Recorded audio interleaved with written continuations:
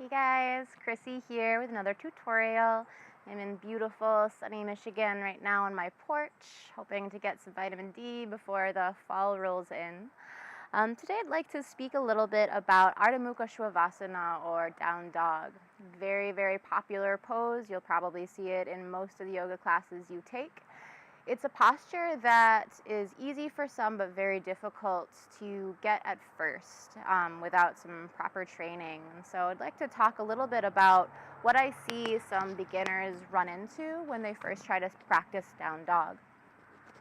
First off, how do I even know where my down dog should begin? I see a lot of students come in for their first times and their stance is really short, which is really difficult on the hamstrings, and I'm not getting that open chest and shoulder feeling that I'm looking for. Or their stance is too long.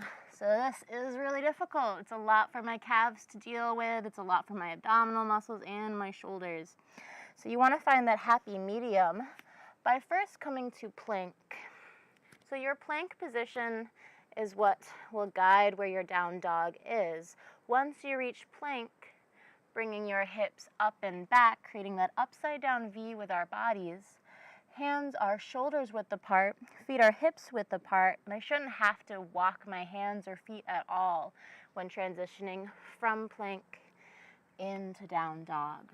There's a straight line from my wrists to my hips. Some people aren't able to bring their heels down to the earth. That's okay. Feel free to lift your heels, even bend your knees.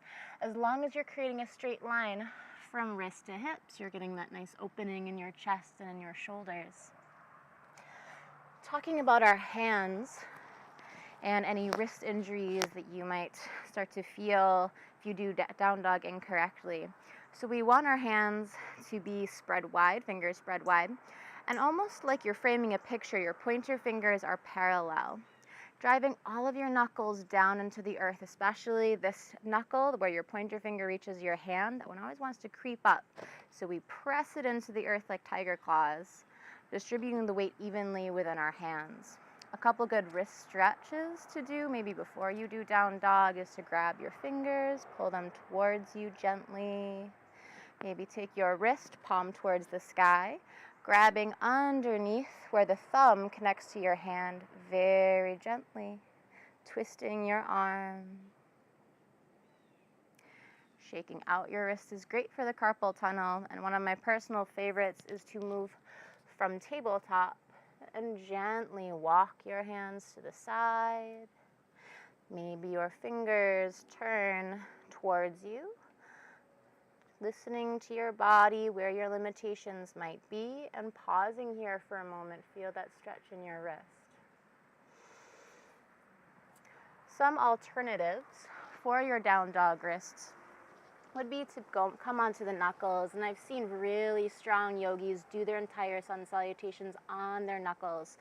This is not the easiest thing, but it will help relieve any pressure in your wrists. I'm using my thumbs here to dig into the earth, giving me a little extra to hold my down dog.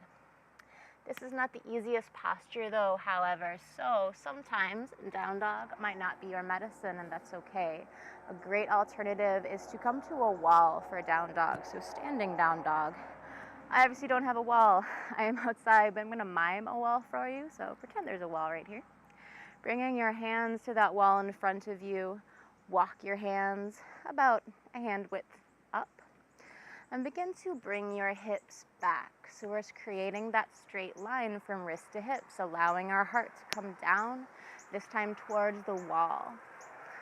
So standing here with your feet hips width apart, this is a wonderful alternative to your down dog. You can use that wall to push your chest down and open your heart.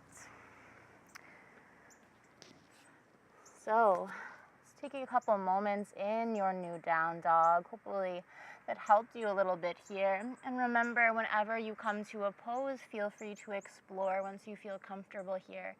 So you can bend your knees alternating. You can move your hips side to side.